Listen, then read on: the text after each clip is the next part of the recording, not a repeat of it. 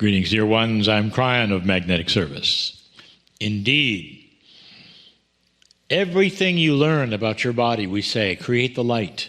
Love yourself. Love every molecule that is yours. It's not an egotistical thing to love the creative source so much that went into the miracle, which is you. The love of self we have talked about many times. And we've talked about it in a way that hopes to straighten out that from those who think that this is egotistical. It is not. You are loving the Creator in you. What do you think would be a fear? One of the greatest fears that so many have, even though they say they don't. If you have spent a lot of time working on this beautiful body of yours, if you've brought it to health, if you had healing, if you're feeling light, if you are pleased with your life and peaceful with all that is, what would be the worst thing that could happen to you that you might fear? And that would be that it all stops. The word is death. Death is our final fear for this month. Now, when you speak to many light workers, they'll tell you this: I'm not afraid of death because I have a greater idea of what happens after I go. And that particular statement is very, very true, and they're very kind with themselves in saying it. And they're being accurate to a certain degree. But I'll tell you this, dear ones, no one of you wants to let go of the creative energy that is in you. Because at some times, all of these things will occur to you. Did I get it right? You know, there is no place where you can pick up a communication device and talk to those who have passed. Instead, you will have the intuitives who will help you with a channel that opens, where you can get not voices and not clarity, but intuitive signals, perhaps, to the other side of the veil. And all this comes together so that it doesn't seem to prove anything to anyone. There's no religion on the planet, no organized religion anywhere, who can point to the afterlife and prove it. All of these things in the doctrines that we've talked about, whether you're going to be punished or not punished, where do you go, what do you do? And this is all on purpose, dear ones, so that you cannot reach across and be certain. And that requires you to have faith. But more than that, it requires you to have intuitive thoughts about your own death. One of the greatest things that's going to happen in this shift will be that which is the increase in the science of longevity. And through the next few years, you're going to see ways of staying healthy longer, staying on this planet longer. And you're going to see a marked coordination between short life and fear, worry, and anxiety. And there will then be those set up to help clear those things specifically for you, so that you will not waste a life in so many short years by not understanding that what you think can create your own demise. And what you think can also create tremendous longevity, going way past the charts and graphs of any medical association or doctor, where they will look at you and they'll say, I don't understand why you're living so long, look so good, and why your body doesn't know you're older. That's what's going to happen. But in the meantime, it doesn't thwart that last fear. Did I get it right? when I pass over, what's the first thing that's going to happen? I want to return to the only evidence that truly has ever been seen, and it comes at a funny place. We have spoken of this before. We'll speak of it again, because the evidence comes right from the operating table.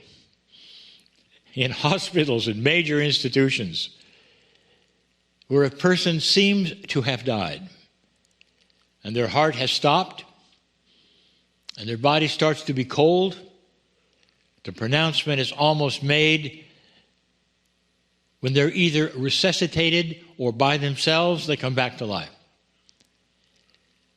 And when this person who has gone through that particular state, some call it near-death experience,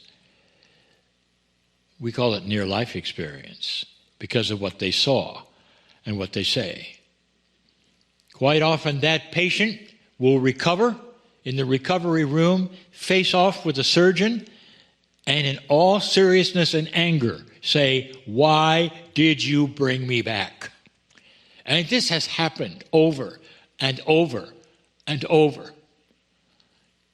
And when you say to them, "Why would you say such a thing? You're alive now and you were dead a moment ago," they will say, and I'll paraphrase it this way, they'll say, You didn't see what I see.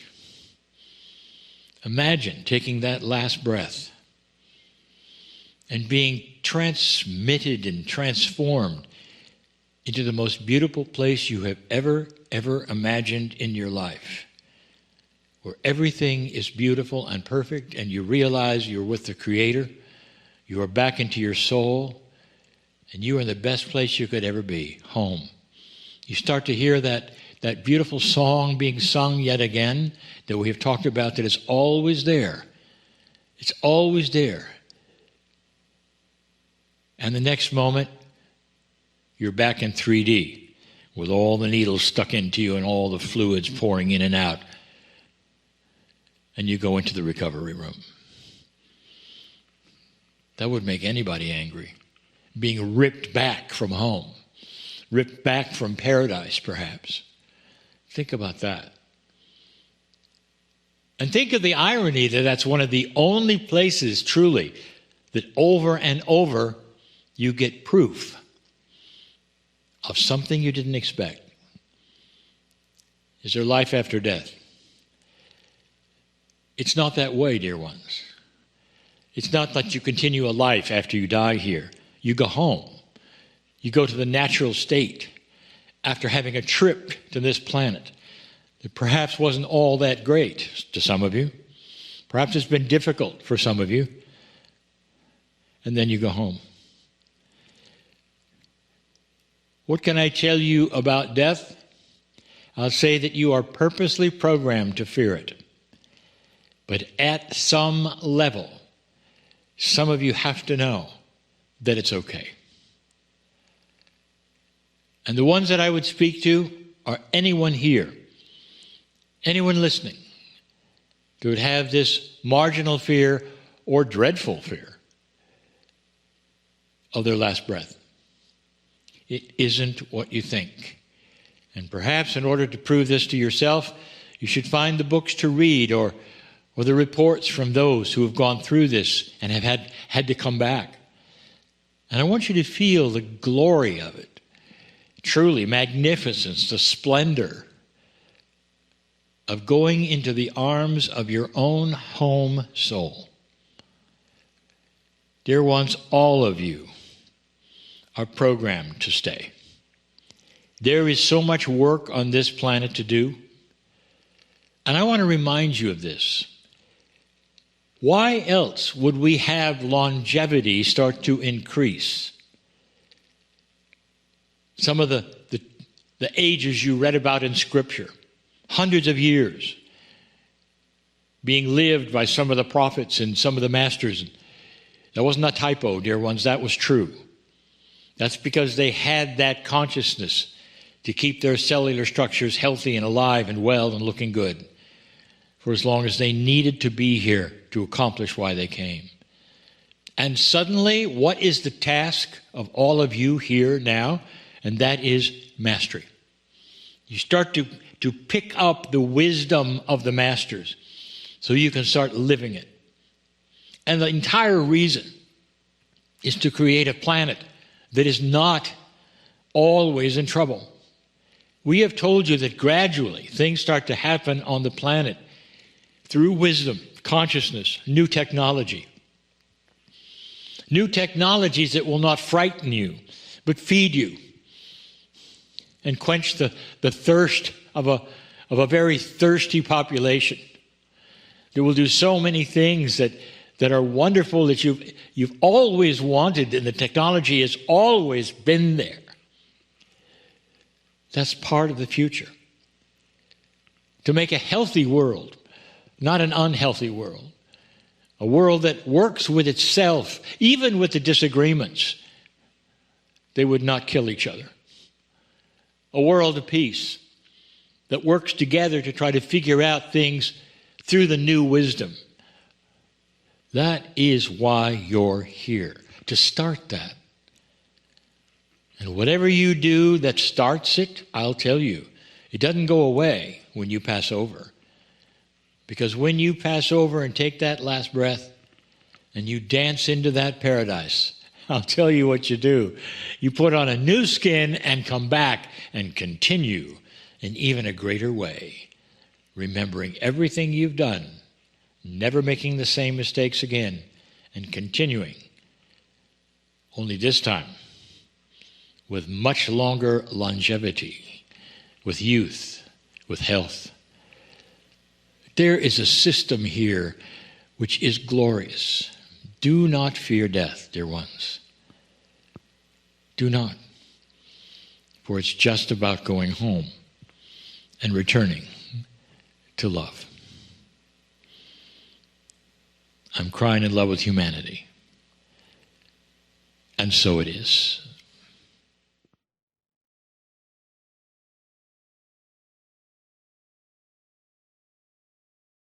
Greetings, dear ones. I'm Kryon of Magnetic Service.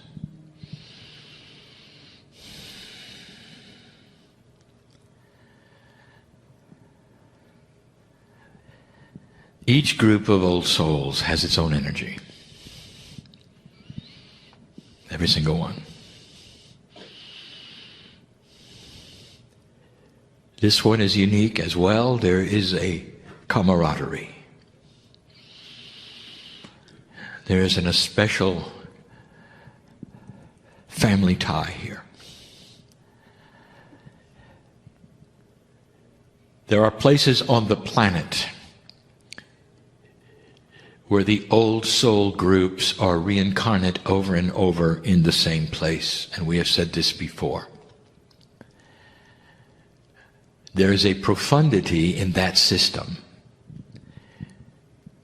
for it creates a group that is more likely to know one another and have synchronicity with one another. There are other places in the planet that are just the opposite,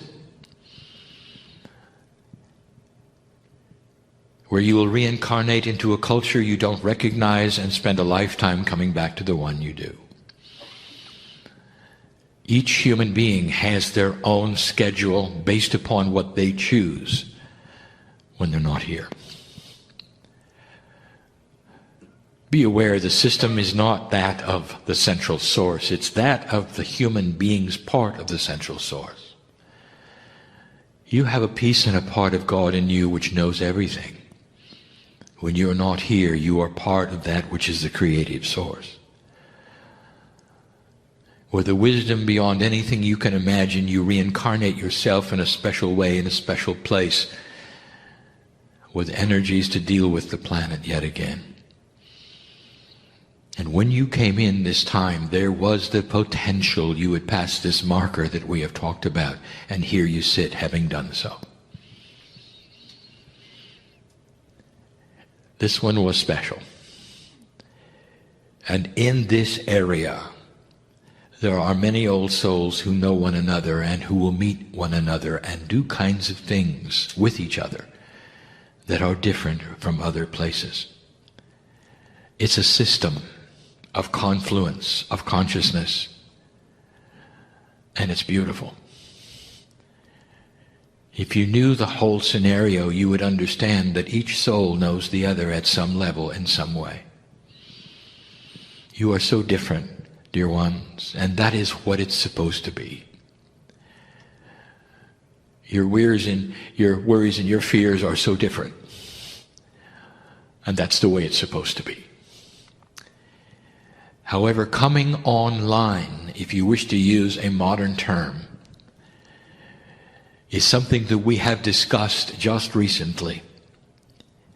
And that is what we will call the template. A basic review is this. When the Pleiadians laid the groundwork for the seeding of humanity, giving them the peace of God that you have, esoteric seeding, you mixed your biology with them. The result was the DNA you have now, and inside it the things that you cannot see, that are quantum and dynamic, and carry with it those seeds of God. We told you last time that one of the things that the original creation template had was that human beings would awaken as human beings with dark and light awareness and search first for the Creator. No other animal on the planet searches for the Creator. It's not simply the elevated intellect of a human being that allows this, it's the template. And as proof of this, I give you that. Over 85% of this planet believes in the afterlife in some way. That cannot be an accident, it cannot be chance, it does not fall into the bell-shaped curve. It was designed and planned that way, and the template was yours. We told you that the template also included that energy and system which you call karma. The template was real, it was needed, it is your template. It has been the same template until now. The time capsules of this planet created the template through processes that you are not aware of, that are grand and beautiful, that are quantum-based, that is to say multidimensional, and that come right from the creative source. Would it interest you to know that the Pleiadians are not just creatures from another part of the galaxy? They have their DNA working at over 80%. They're almost angelic. In their physics of consciousness, they don't need crafts to travel to other places. They use what you call the process of entanglement, already seen by your physicists, where physical objects can be in two places at the same time. This is not beyond your reasoning. It is simply beyond your normal experience. And they gave this planet several attributes that you use today. This template that they gave you is not a controlling template. It's an influential one. It pushes that which makes you think certain ways and gives you free choice about what you decide about them. I want to talk about the new template, and that is why we are here. You crossed this marker. A bridge was crossed in consciousness. And we will tell you, you can't uncross that bridge. And whoever doubts this, who leaves this room, history is going to show it. Humanity is different. You're going to leave behind some of the oldest propensities of the template. You're going to leave behind the idea of conquering and greed and conspiracy and power. It takes time, dear ones, sometimes generations, to rebirth consciousness. For one generation to see the folly of what they did the time before, to realize there are better ways to accomplish that which you really desire, which is health, celebration of happiness on this, and lifespans that you have not had before. The ability to get along with the rest of the planet. And you will have different ideas and different spiritualities, and yet you'll have tolerance to get along. And you will see that as the prime directive, for that will create what you always wanted, not war. We've told you before, the consciousness is so startlingly different that there'll come a time in history when you look backwards and everything that was before 2012 will be the barbaric age. This is where it's going, and you are beginning it now. This is year 2. I'll say it again. Have you met any 2-year-olds? And what was your impression? This is where you are. You're just learning. You hardly know what it feels like.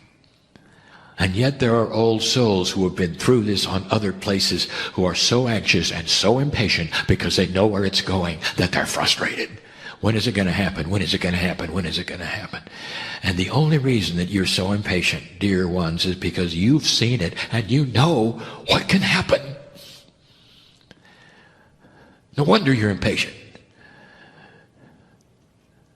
It's so different. We told you before, don't expect a utopia. Humans will always be humans.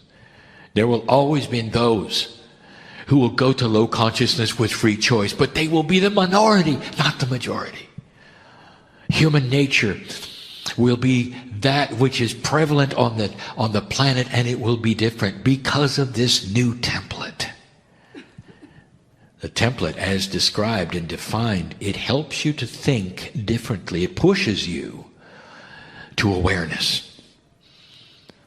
Internal, subconscious suggestion that you may ignore or not with free choice. This planet looks for the Creator and has found it. A monotheistic planet. Spiritual belief systems are everywhere. It's the first thing you notice when you go and travel. What is the belief system here? What is it over here?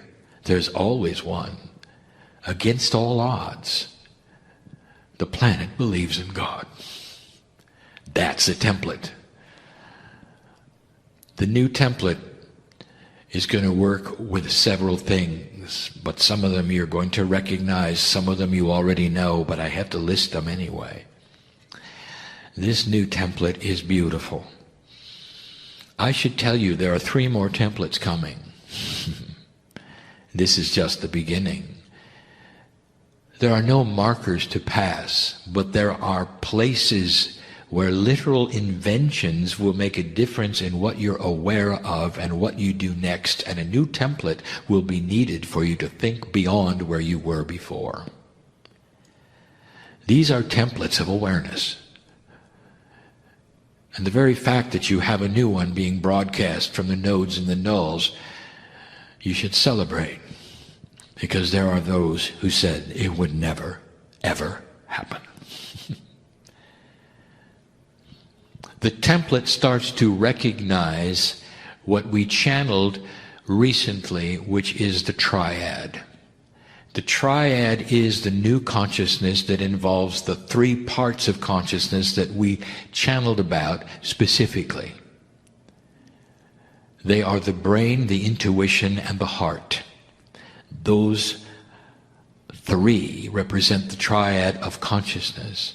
We talked before, you consider your brain as the central of everything. Your brain simply facilitates all of the energies of consciousness. It does not originate them. The brain originates that which is survival. Intuition and innate together, hooked to the Akash and the higher self, are then also processed by the brain, only you see them as differently and they feel different. And now we add that which science is starting to see as a player of consciousness, as an organ you think simply pumps blood, and it's the heart. The heart has the highest magnetic field of any organ, including the brain, in the body. There is more nervous activity in the heart for some strange reason than anywhere else, and it almost is seen by some science as the second brain.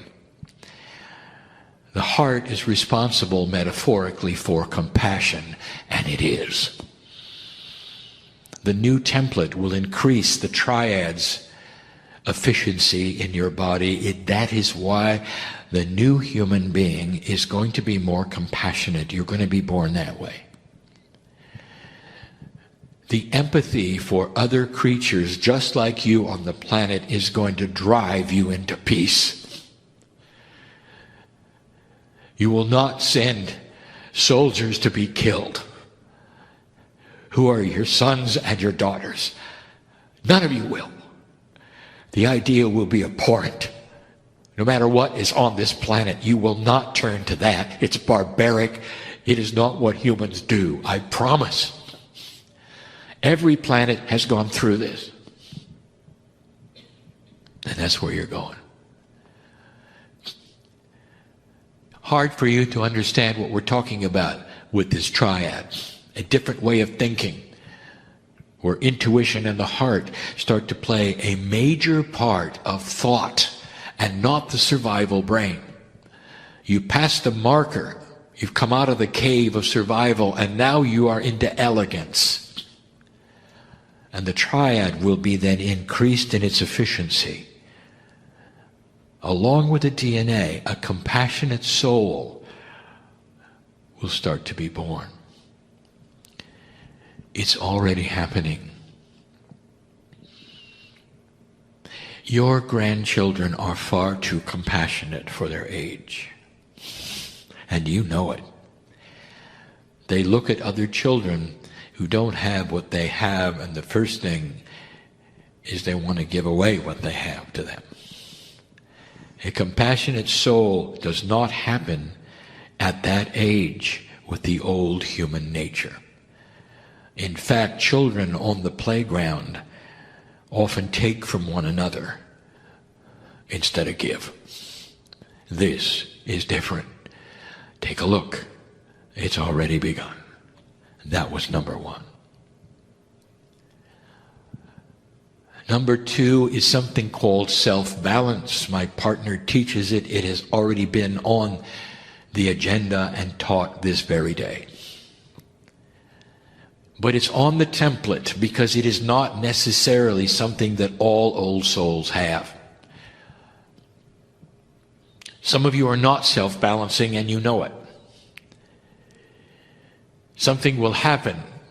Perhaps it's chemically, perhaps it's psychologically, perhaps it's even Akash that will push a button in your brain that will create an issue that then you have to have solved by another light worker.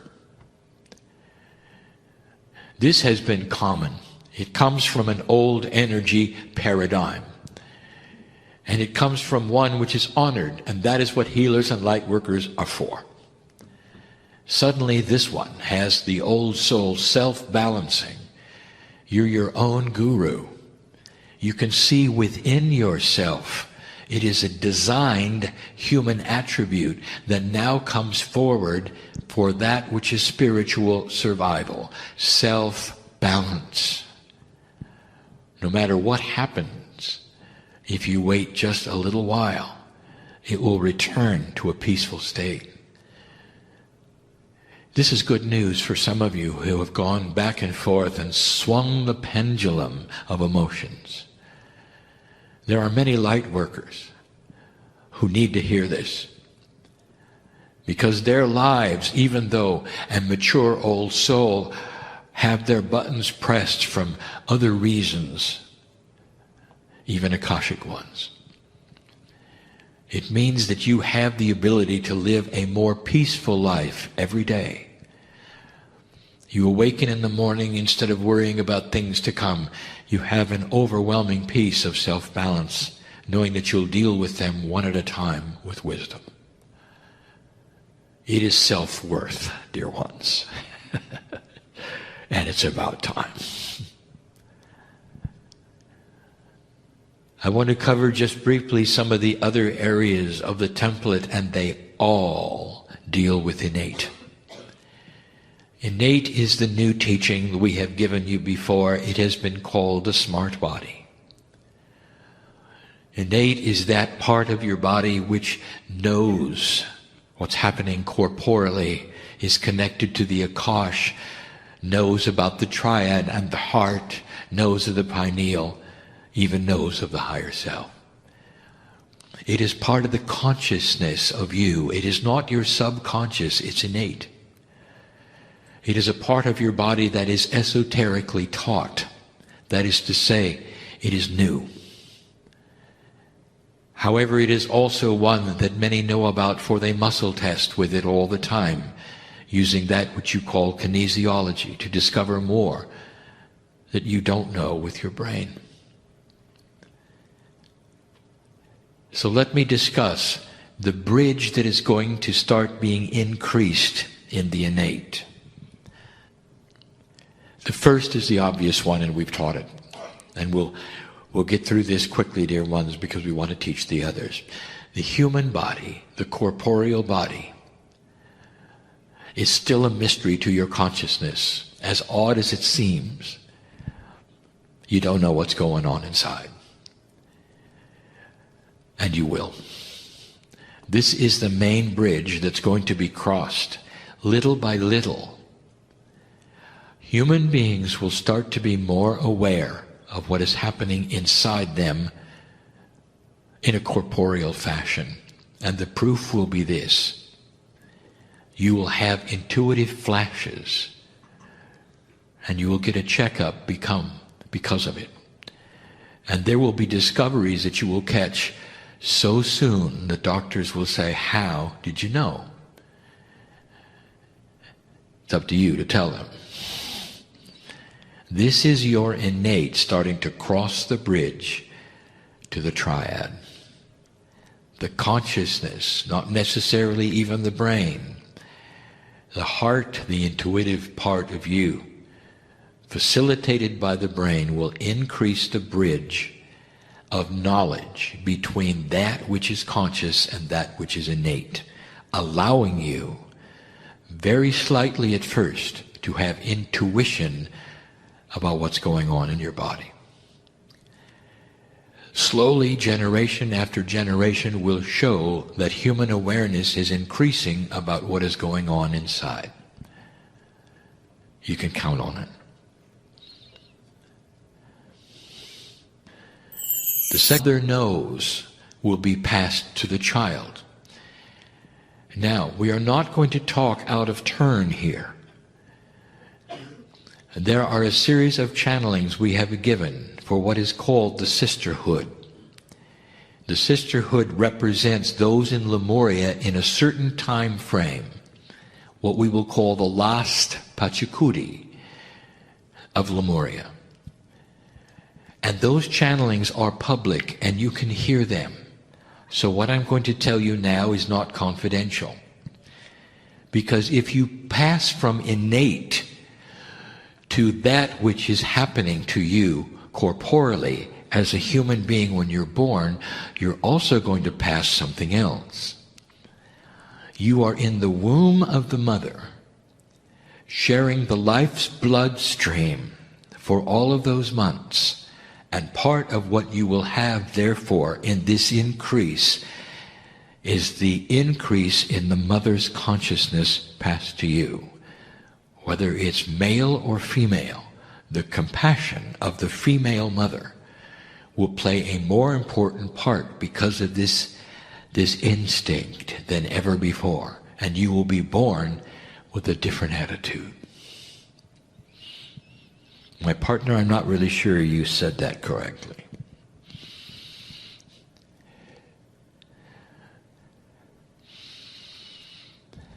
The template is going to work so you're more compassionate. Could it be clearer?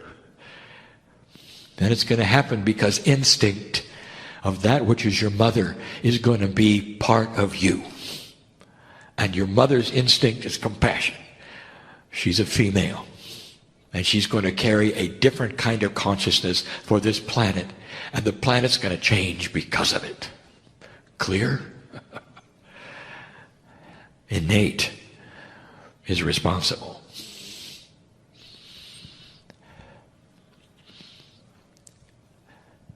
There are so many.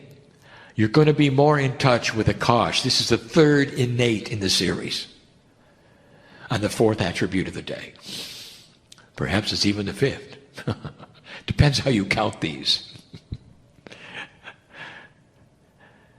You're going to be more aware of the Akash. Right now, the Akashic record in your DNA is responsible for irritating you. Because it's not working well. All you remember from your Akashic record are things that are dramatic. A past life drowning. A death. Carries over the veil when you're born for only one reason, because it is the same level of consciousness you are.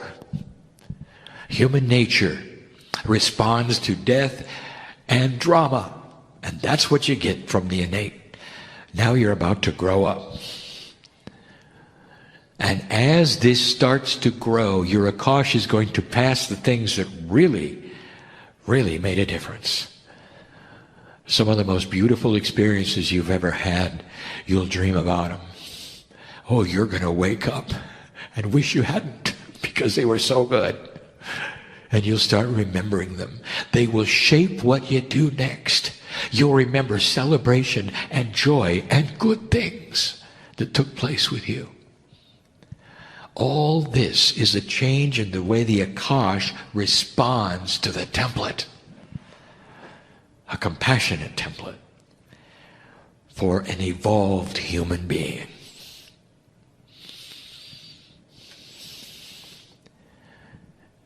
I'll call this the last one.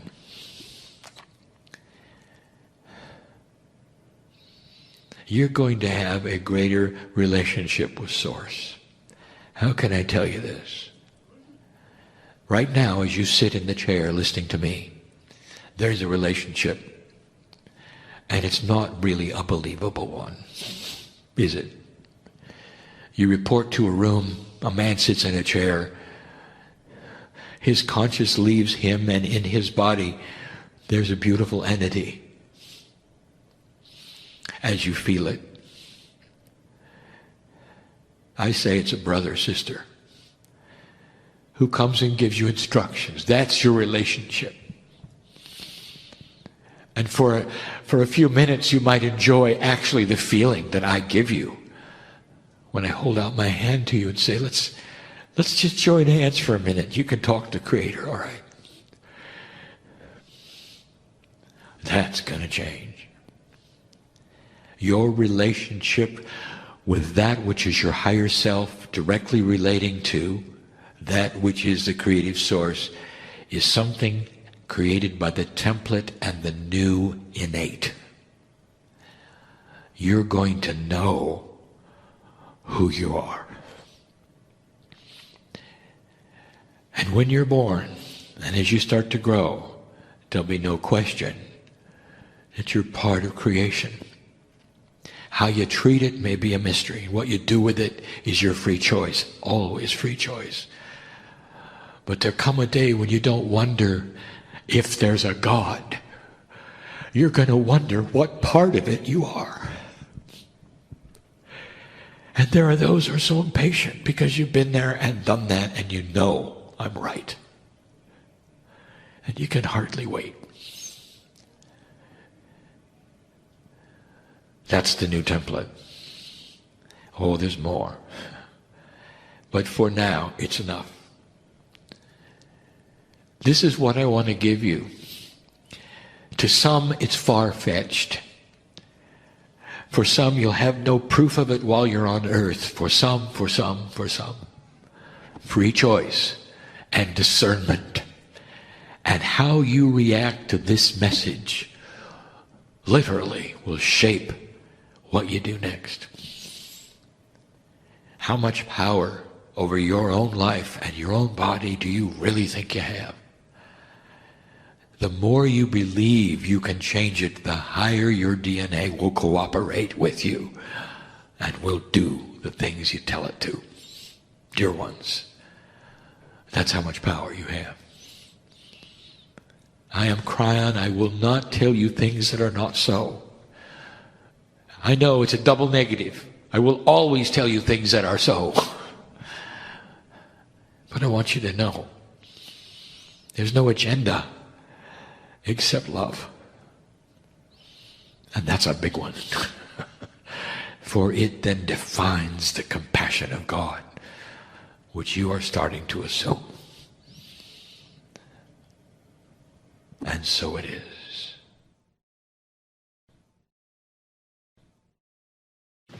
Okay, so big breath in and out.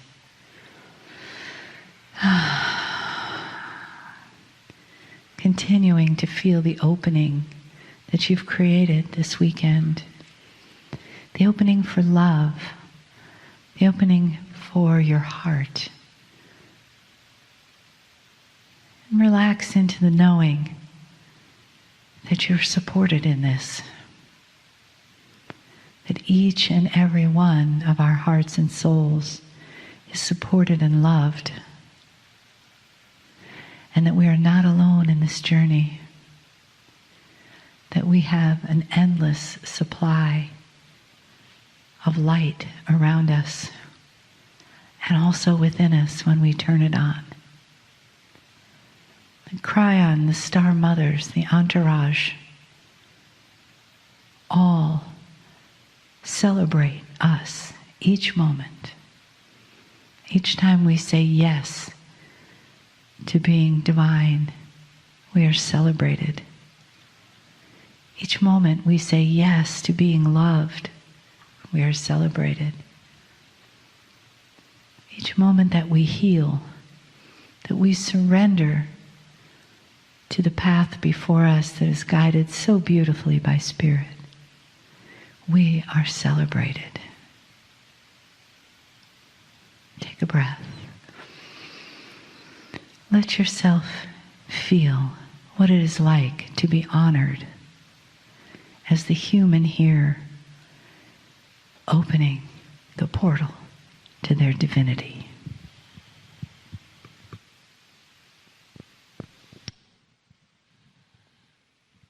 Greetings, dear ones. I'm Kryon of Magnetic Service.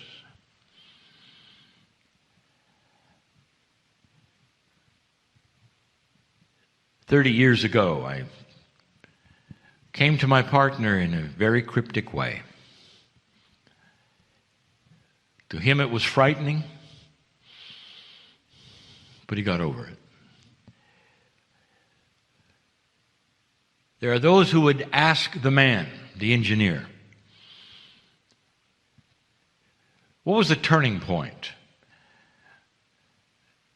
When you had all of the logic that said this could not be, you had all of the fear from those around you who had said, be careful, it's evil.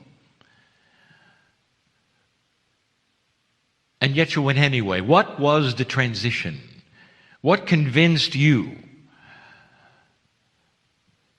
I'll tell you this, I knew the man well enough to know what would win him over. He wasn't ready for it. No amount of logic can ever surpass love. It cannot.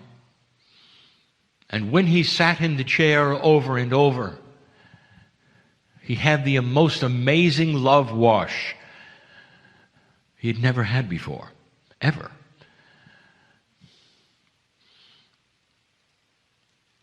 In his younger days, indeed, he went to organized religion, and he found love there. He found love there, kept him there.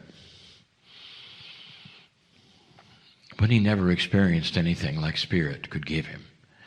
When he sat in the chair all alone, And that's what convinced him above logic. Love has no logic. Dear ones, you can't explain it. And we've said it before. It's kind of funny to think about it. Two people, one staring into the eyes of the other, they're both taking a deep breath, and one says finally to the other, "I love you." And the other one says, "What do you mean by that?" Would you explain it? And you don't. You can't. And you wouldn't. You all know that even human love has attributes that are so beautiful.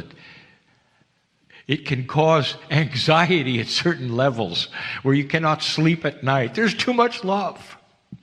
Falling in love is the most beautiful things that humans can do. And you can do it with each other, and you can do it with an animal, and you can do it with God. Falling in love is almost eyeball to eyeball. It's a relationship that you have that you can't explain. You can't explain it. Some people may ask you what happened at this meeting, and you can't explain it. You might say, "Well, I learned something." And when they say, "Well, what do you learn?" It's tough, isn't it? What if you learned that love is so big that it changes your own heart with you? What if love was so big that it goes beyond anything you can even explain to anybody? But you come out feeling different.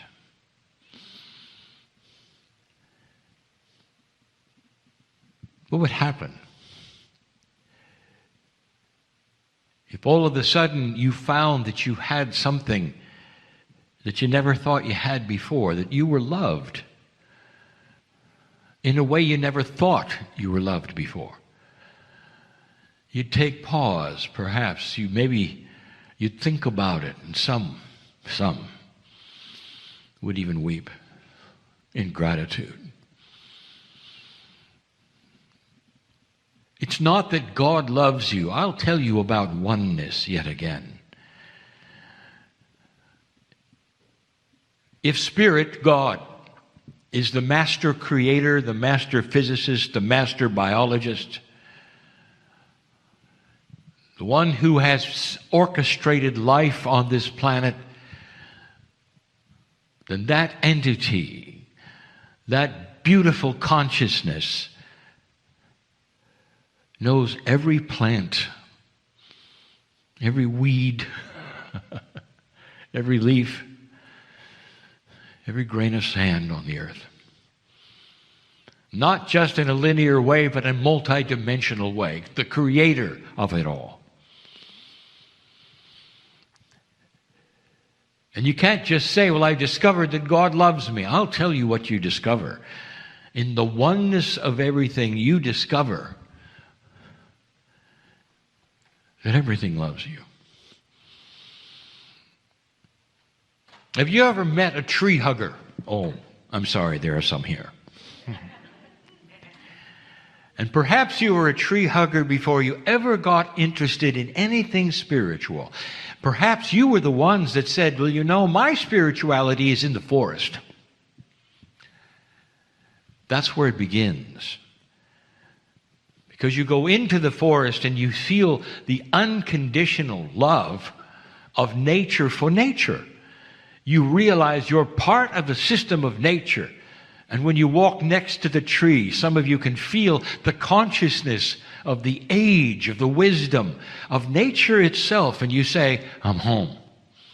This is where I should be. This is where I belong."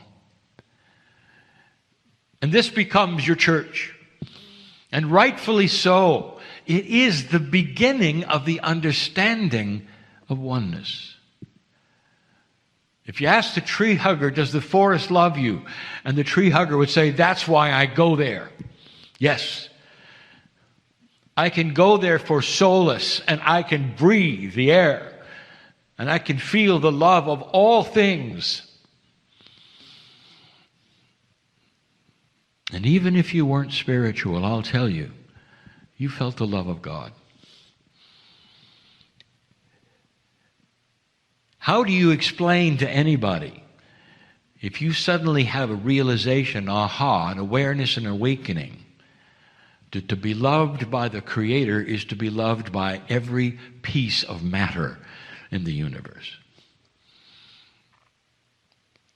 There is an experience when you walk into the woods, tree hugger, and you know it, that says not only you are one, but there's caring there.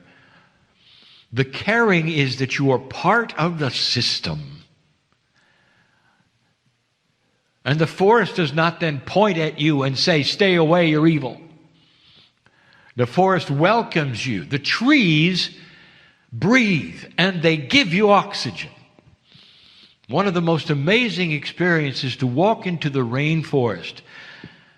We've said this before, the greatest creation of oxygen comes from that which you call moss. There's more of it growing than there are leaves. And it coats the trees in the rainforest. When you walk in there, you feel so good. You are over-oxygenated. That's what you're feeling. Why would they give you so much oxygen? Dear ones, this is the lifeblood of your system. You oxygenate when you walk into the forest. The trees are greeting you in a certain way that says, you're welcome, you're welcome. And if you could at least begin to transfer that in the civilization that you live in the culture that you live in, even if you're mid-city and you cannot see bushes or trees for a long distance, even if your feet cannot touch dirt and they're only on cement, I will tell you this, that you can be in the forest. Because the very air that you're breathing came from the trees and the moss who say, I know you, I love you. And you are one with all things. And that is part of the creative source. Can you understand oneness to the degree that to be loved by God is to be loved by every piece of matter, anywhere? The Creator's matter knows your name.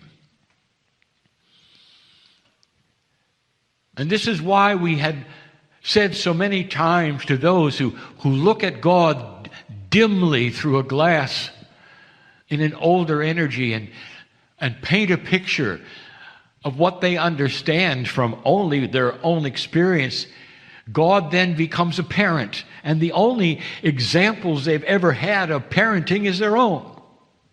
And all through history then, God becomes a human parent. It's as good as it gets because they cannot fathom anything more than that. And you see the result of it because God has then become a dysfunctional parent to so many. The God who loves you beyond measure is the God who will then punish you beyond measure. It doesn't make sense.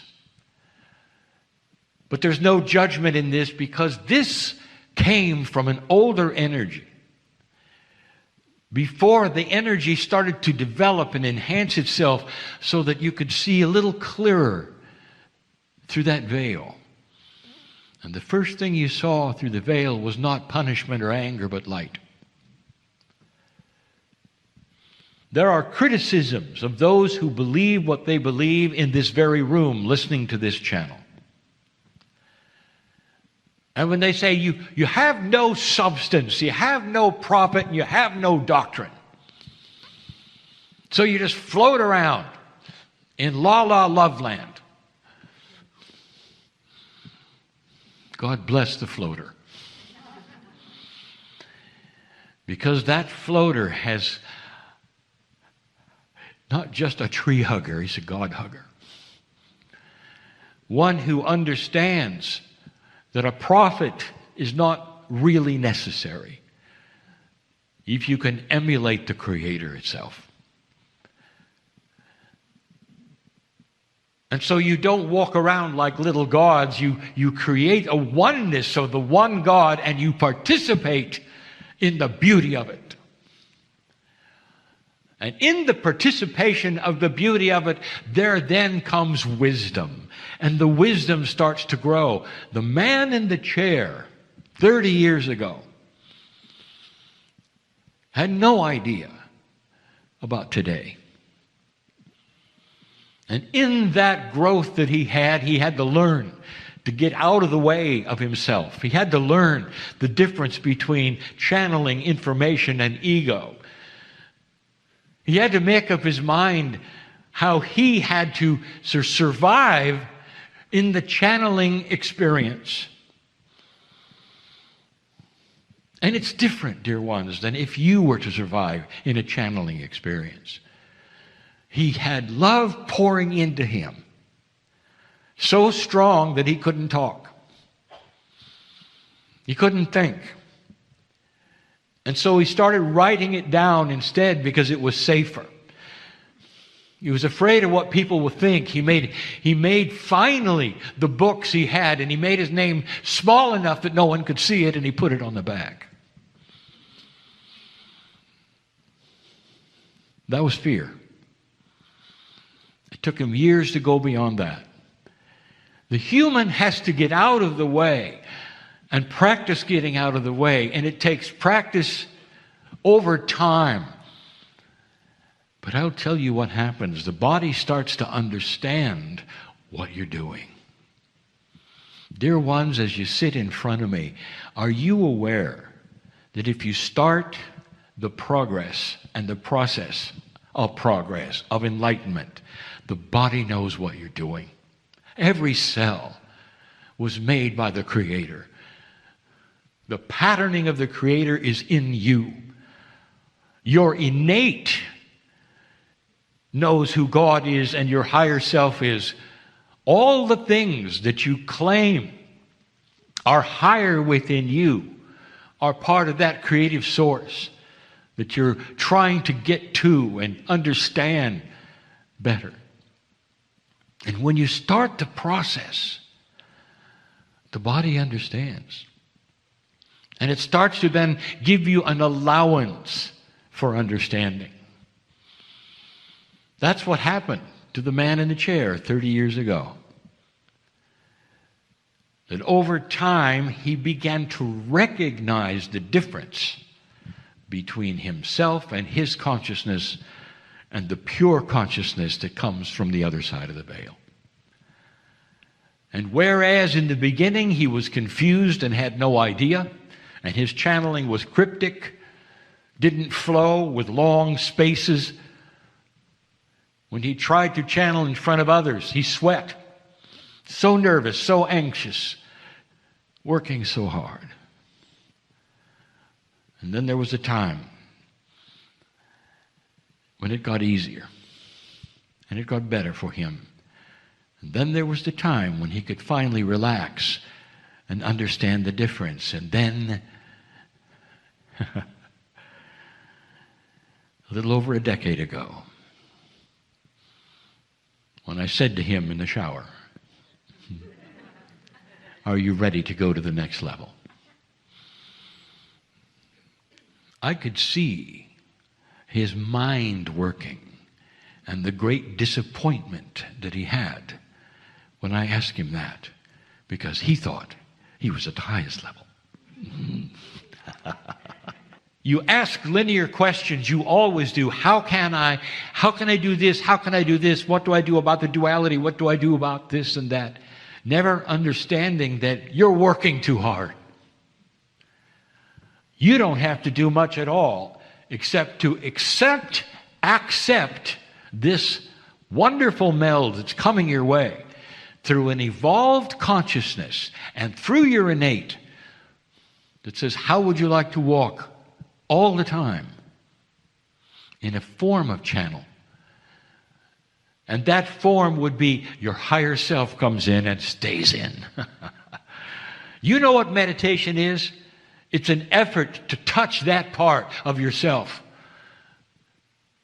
And in that part, you age less because you breathe correctly and all of that. And the longer you can stay in meditation, you know that, the better things are. And that, dear ones, is accurate and true in an older energy. Today, I will tell you the truth. That meditation is the attempt to get to that meld that my partner is in right now and stay there.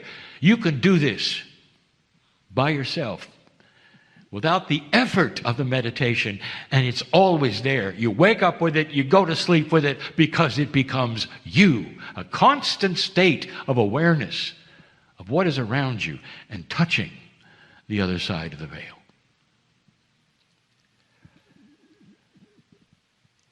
We have admonished those who call themselves New Age to stop chasing people away, to stop being strange and weird. And there's a reason why some of you do that. And that is so you be left alone. In your own way, to worship in your own way, to be your own spiritual person and not have those bother you. And now we have told you so many times, you accept this meld. You won't be weird. You'll walk around and you will look not only normal, but beyond normal.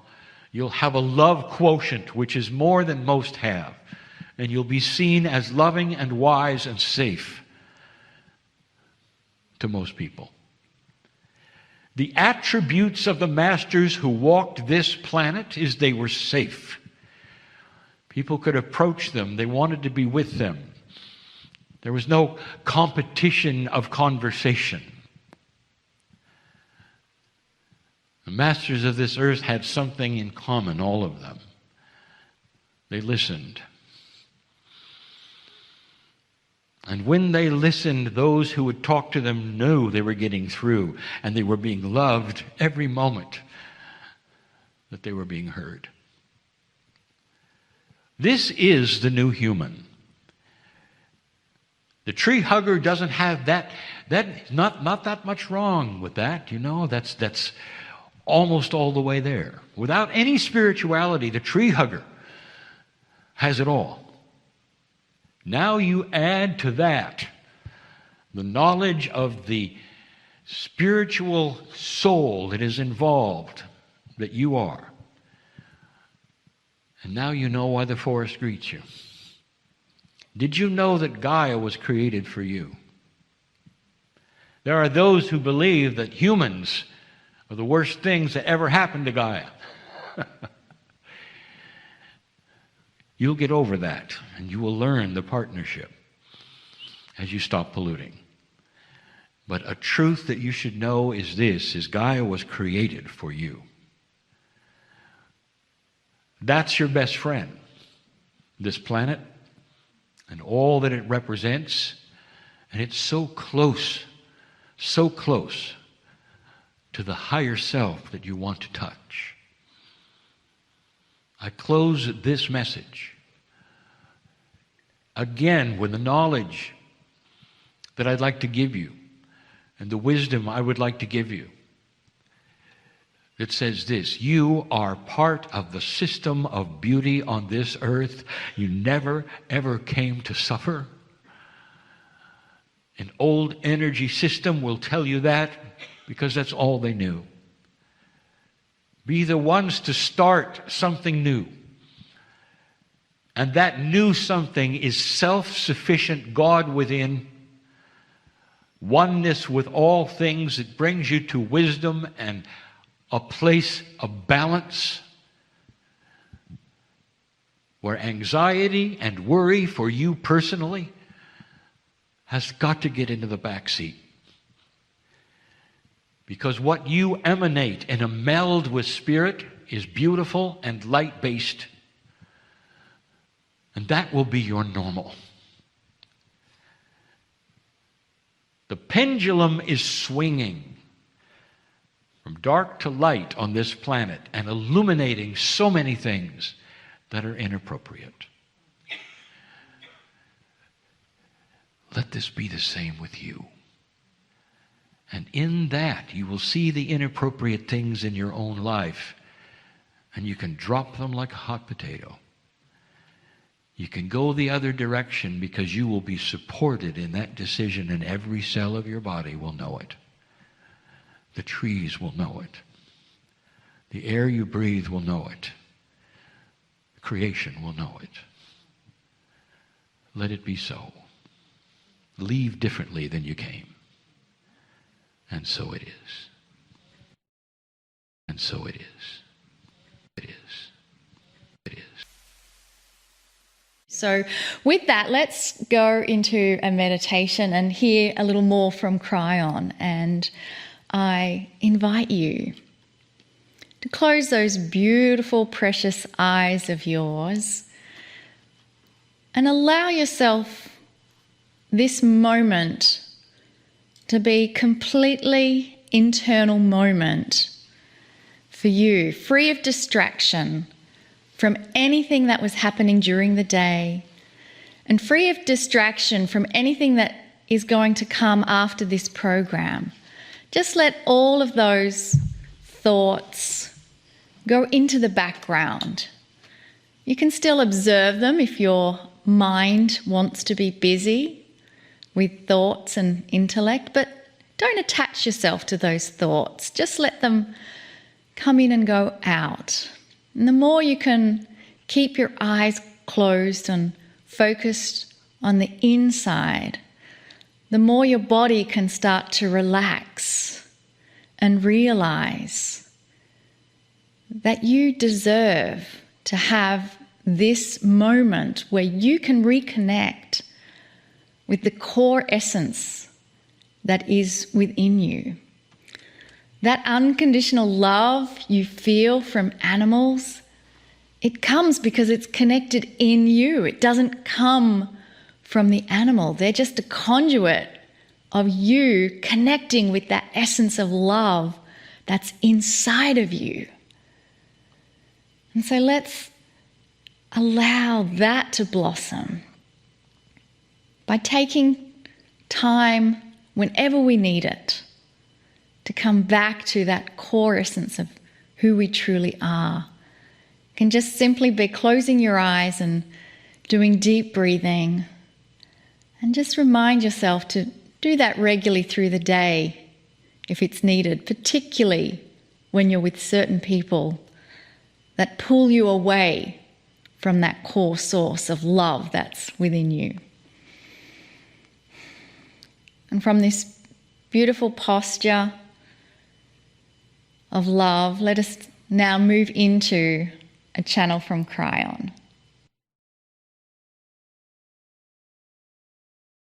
Greetings, dear ones. I am Kryon of Magnetic Service. There are so many of you who have asked the question, how much influence do I have? And so many of you are asking about yourselves, not just the planet. Some who are esoteric thinkers say this: how much influence can I have as an old soul about the baggage I came in with? This is a subject, and it's all about what some are calling the Akash. If you've not heard this before, it's a very popular subject these days, and even psychologists are beginning to realize that you come in with certain kinds of influences that are seeming to be baked into your consciousness, that they didn't come from anything you experienced on the planet. Somehow your personality comes in a certain way, and then it's also shaped by what you experience. If you're an esoteric thinker, if you believe perhaps in past lives, like 2/3 of the world does, you realize that there is a system called the Akashic Record. What happens in certain past lives seems to then come in with you, and there's a reason. Some have called it karma, and we have told you before that this is something in this new energy that we've asked you to drop completely. It's no longer needed. But you still have that which is the Akash. And the Akash is what you have experienced in past lives that comes in with you. In the past, this has a reason, so that you will then settle it or perhaps act on it or do something different to dismiss it. That has been the thinking, and it's been for centuries. This has started to shift and change. There are those who would be critical of that statement and say, no, these are bases of some kind of axioms of esoterics. They never change. They do change, dear ones, because you change. If the energy of consciousness is becoming more benevolent and the shift on the planet is before you, do you see how that would then change how you learn and what you learn with? And so what I'm going to tell you, I have said before, but you need to hear it again. How influential can you be on the baggage you bring in with you? Sometimes that baggage controls your life and you don't even know it. Lifetime after lifetime, perhaps of sorrow. Lifetime after lifetime of dying early, perhaps, and you come in not expecting much from the planet. You come in and you don't smile much, very serious, wanting to know when the other shoe is going to drop. That's what it creates. And that's just something you come in with. And that's something that your parents deal with and your teachers deal with. And yes, your spiritual leaders deal with. How to get beyond that which has seemed to be baked in to a consciousness when it arrived. That's the Akashic record. How much influence do you have on that? What I'm going to tell you next is known by the ancients' masters. You have full influence. I want to take you to a place in India called Varanasi. And for hundreds of years, in a teaching about karma, the Akash, they know that if they go to the river there and bathe in it, the belief is this, that they can influence that which was baked into them when they came, the Akash, the karma. And they can be free of it to a certain extent so that they can proceed with their lives, or the next time around it'll be different. In other words, their belief is what I'm telling you. So for those who are critical of this message, that you have power over your Akashic baggage that you bring in, I'll tell you this, it's not a Kryon statement. This is historic. It's part of the belief system of millions and millions of people already. But this may be new to you. How much influence do you have over what you think is something that is part of you and never will go away? The answer is this. This is a new energy on the planet. I've talked about it already. My partner has talked about it even in this program. Where you're going to start to see a change in what some call the light and dark quotient. Right now, even as I give this message, there are some listening to this perhaps for the first time and say, what is he talking about? There's war. We haven't had war for a long time. Suddenly there's war, and Kryon says it's getting lighter. I'll say it again if you haven't heard it. Isn't it interesting that we suddenly have a war? Who expected that? And the answer is, this is from those who wish to pull us backwards, pull you backwards, pull us as your guides backwards into a very old energy of war on this planet. It's the old circle of time. That's what you're seeing. And you also have seen the reaction to it from the planet. This is all new. Are you seeing this? If you're only simply seeing the news and seeing the horror of war, you've missed it. There's something bigger going on. This energy, this lighter energy, is going to be of compassion and kindness like never before. A world that's starting to see one another as they see their family, instead of some foreign individuals in a foreign culture with a foreign language. The internet has really helped that. But more than that, the collection, the coherence of consciousness, where you start to see one another so differently than you've ever seen each other before. And in that, there are new tools. The tool set that I'm talking about is the one that's starting to blossom in every human being. The DNA is changing, and we've told you that before. Some of you are starting to accept it, realize it, and move forward with it. Some who have felt nothing is possible in my life, I cannot change who I am or what I am, are starting to have an inkling to change your mind about a tool set that you might have that you never felt you did before. And you do. You really do. And part of that tool set is to fully and completely change that which you came in with that might affect your life. And the next question, and I know those of you who are listening and saying, okay, I believe that, it's true. How? Those in India said, well, you go to a certain place and do a certain thing. It's actionable things, and it still is. But you don't have to go to India. You don't have to bathe in the river. And even those things are limited compared to what you can do today. Would you like to drop inappropriate karmic things? Drop inappropriate, I will say for the time, Akashic remembrances. We have given you examples of this. The Circle of 12 has done the same thing. But I'll tell you this, there is so much power in intent. If you're really interested, you can start that process. Your intent to do so is seen as permission for you to change that was inside your DNA. That's where it's kept. I've told you that. Did you know that pieces and part of your DNA come with you from past lives, carrying certain things, the Akashic record for one? What do you do? Dear Spirit, I have intent to drop these things that I don't need anymore in this lifetime. Can you say that? Dear Spirit, right now, I am dropping those things that do not propel me into kindness and compassion and keep me from joy and peace.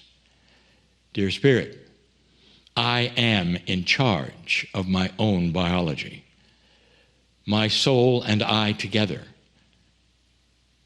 drop the inappropriate things that would get in the way of peace, joy, compassion, and happiness, or the rest of my life. I now have that power, that ability, and I'm doing that in front of all who wish to watch. I am changing my DNA. And with that, I proclaim a new lightness of spirit, a new kind of kindness for myself, which will occur. One where I can look at myself in the mirror and say, I am indeed beautiful in the eyes of all that is, because I have God inside, because I no longer have a stone to carry around or pull me backwards. I am that I am. That is your power today. An empowerment that we are telling you is new and different and belongs to you.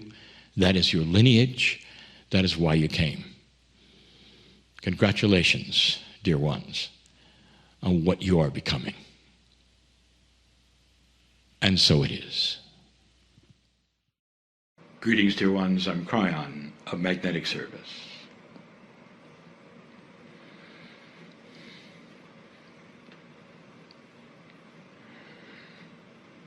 The element that is studied today is water. And we'll just tell you that that is water is life. And if there's any kind of a metaphor that would say, what does the element of water mean metaphorically to the human being? It is life itself. Life. You've had that which is the soul, you've had that which is consciousness, but life, how do you weigh the importance of that element? But beyond that, dear ones,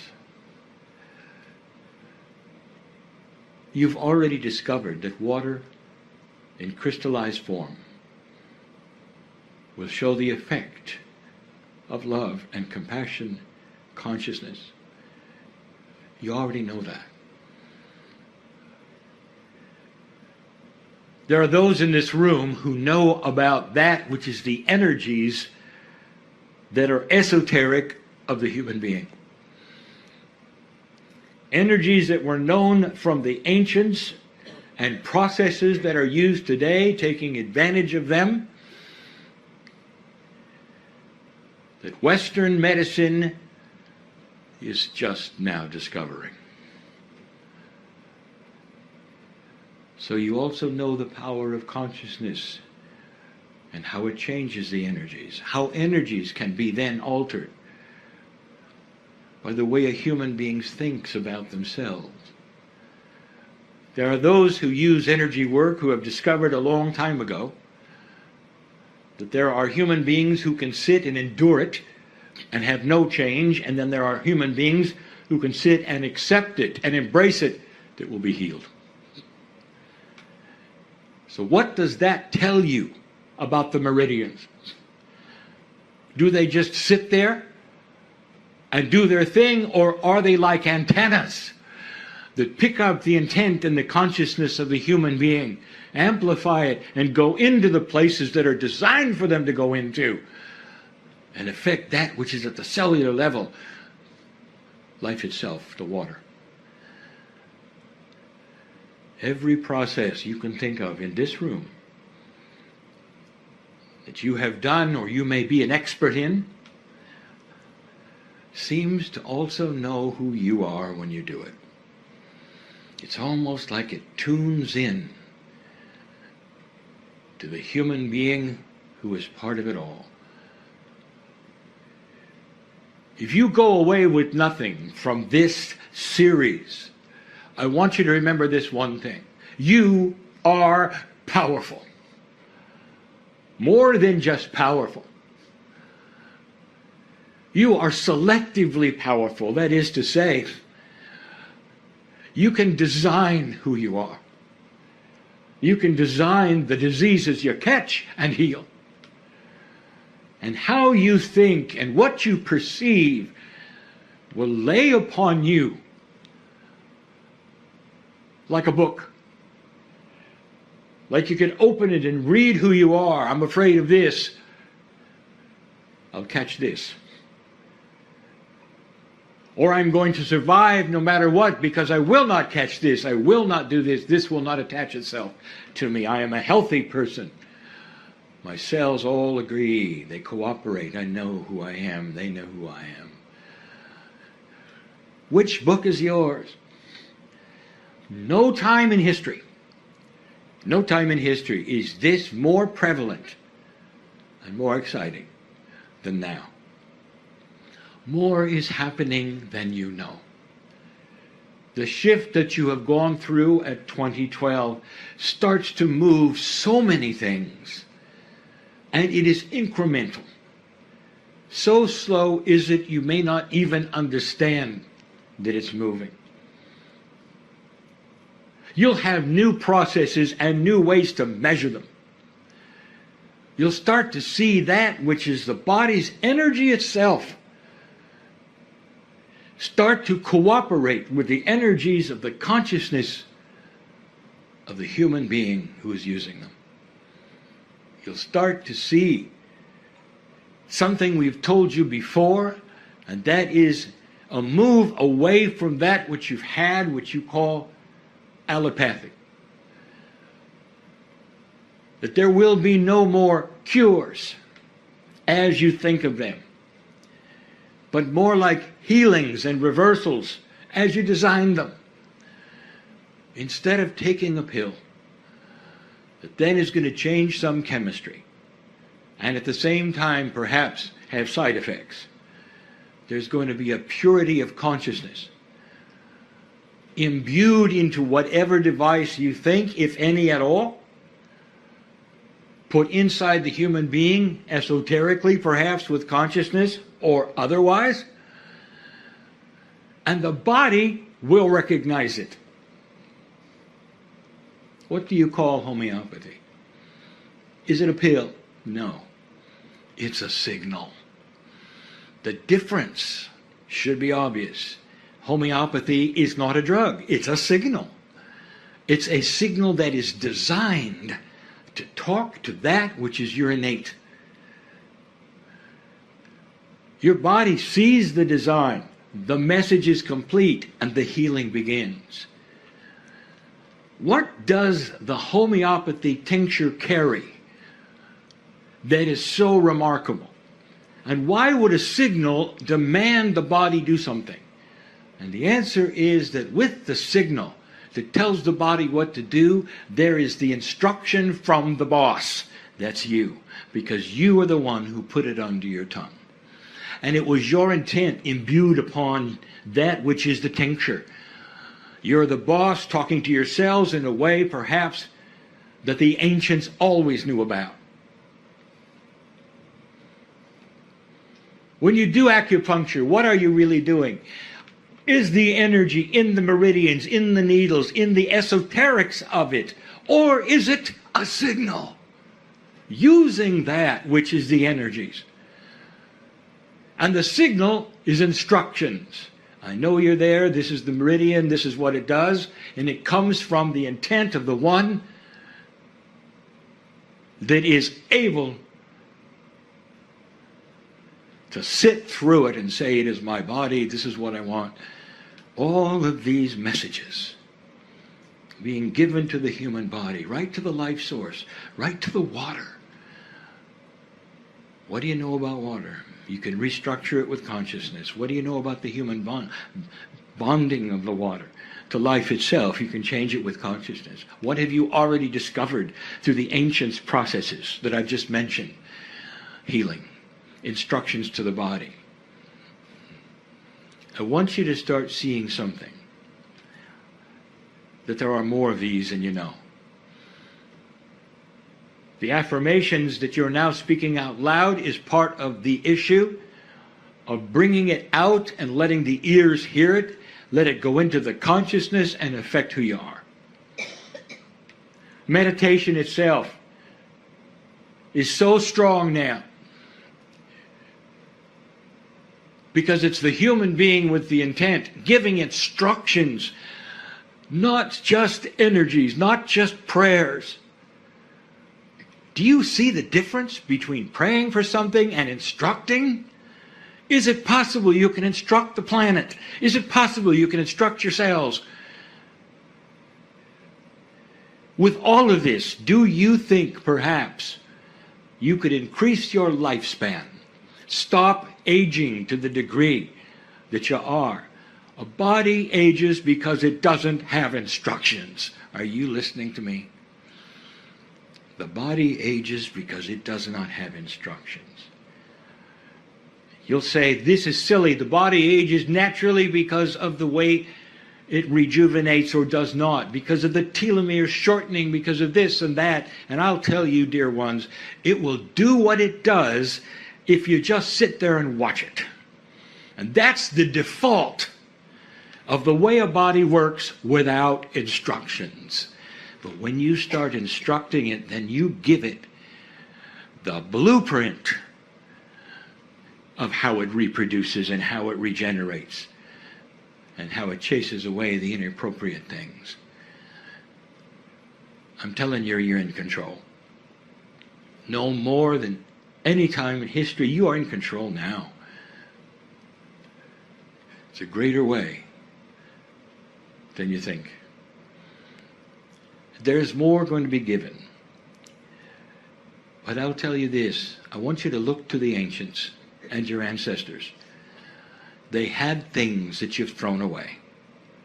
Wisdom that you do not necessarily want to look up and read.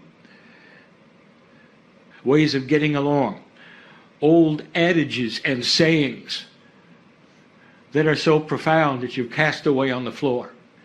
Ceremonies that worked because the ones who did the ceremony were of like mind and understood what they were doing. Kryon, are you saying we should do ceremony? Yes, you should do it in your own way. In a modern way, perhaps. Maybe even at the office. Do you think something like that is possible? And the answer is yes. When human beings discover something that works, they'll do it and ask questions later. This is what's happening. This is what's going on. Compassion in the workplace. This is what's going on in so many places around this planet that is unreported, that you don't know about. It will be years before the news will ever pick that story up. Not enough drama, you'd say. And yet it is the most dramatic thing that's happening on this planet. And it will eventually create compassion and peace where there wasn't peace, negotiation between countries that looks far different than it ever did before. That's coming. And for now, we say to you, dear ones, that you are needed to remain peaceful for what you see, to be better knowing and have better knowingness and consciousness and things that would frighten other people, and you know better. And you would say, this is not what it seems. Be peaceful. For your balance will then affect the others around you. And then in the end, they will come to you and say, you were right. Perhaps I should listen more. Perhaps I should look up that which is my ancestry and listen to them more. Perhaps I had to research what they believed and listen to that more. That's enough for now. And so it is.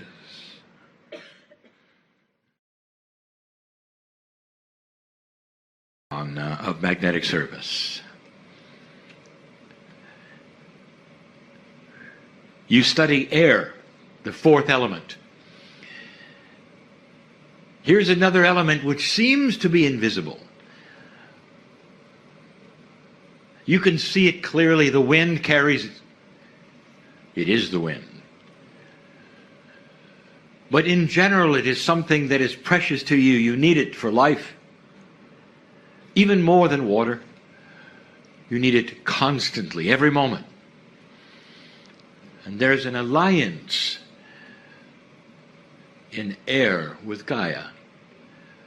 If you would look at the metaphor in the human body, what would air be to you in this esoteric metaphor? Let's call it your silent life friend. Something that is invisible, something you take for granted, something you need every moment of every day. And when it's gone, you're aware of it. And you cannot survive. My partner today speaks of things that are hidden. They are hidden in history. And the more you learn about them, the more you know about the magnificence of not only yourselves, but of your ancestry. We told you that on this planet today, that the wisdom keepers, which I will say are the ancients, with a capital A, they have that which is missing in the Western world. They carry the wisdom from the past. And the indigenous know it. And that is why the indigenous honor the ancestors, listen to the ancestors, and have stories passed down from them that they continue to teach to their children. It's a wise culture that will take the ancients and make it a part of the teaching of the little ones. And that is not what you've done. What if you could extend this? Who were the ancients before the ancients? And that is the study of the stars. The ones in the galaxy before you. Is it possible that their wisdom is also in you? And then you'd have to ask the question, well, where did you really come from? Is it possible that you, as a human soul, are an extension of what has been before Earth had life? And if that's the case, do you have wisdom beyond the planet that you could pull in and help what's going on now. That invisible friend called air is the ancient wisdom you carry. What if you could pull upon this right now? I would like to tell you something, dear ones. Many in this room have. The ones listening to this in the future will begin this. The very wisdom that I am talking about, this invisible friend you have, is yourself in your own Akash. That, combined with what you would call the creative source, is the secret for peace on earth. You are starting to discover energy beyond that which you would say is the energy you would need to live. This is energy within the human body. These are specific energies that have always been here for your humanness and the biology that you had before you ever came here. If I told you that the energies of the creative source and your body were the same for other life forms all over this galaxy, would you question that? Would you say, well, the other life forms probably were not humanoid? Yes, they were. Other life forms were probably not like us? Yes, they were. And we'll say it again, when you meet them someday, they may look a lot like you. What did you learn that was not from Earth, that you pull in right now in your Akash, and you intuitively are awakening to something that's from the stars? Now, what would that look like? I'll tell you. The astrologers are awakening to quantum astrology. The homeopathists are awakening to esoteric multidimensional homeopathy, energies beyond what they thought. Some of the most ancient and understood known facilitations are starting to have multidimensional attributes. That is an awakening from the stars. You didn't have it until now, and your Akash is starting to give it to you. This is your best friend. Air is so interesting. Did you know that right now, this particular group, where you are on the planet, is one of the freshest places you can be, with the purest air you could have? The reason? You study in school photosynthesis. You understand the air and carbon dioxide exchange. You understand that Gaia, the trees, are giving you the oxygen that you need for life. You understand that you give them back something they need. But did anyone ever tell you where most of the oxygen on the planet is produced? And if you would say, well, it has to be the forests, you'd be wrong. They're the smallest things that exist, the lichen. All of the moss, the rainforests, they are producing more oxygen than the trees. Therefore, you are in the right place at the right time to go outside while you can and breathe some of the purest oxygen that is being manufactured by your best friend, Gaia. You have another best friend in this metaphor, and it is your Akash. It is giving you the life force that will create something very special on this planet. New information for new health using the energy meridians of the body and so much more. So much more. Energy of the human body will be the secret for longevity and healing someday, more than anything that you have today. Dear ones, there is so much more than you recognize within yourselves that you've never been taught. I want you to leave this place thinking about this.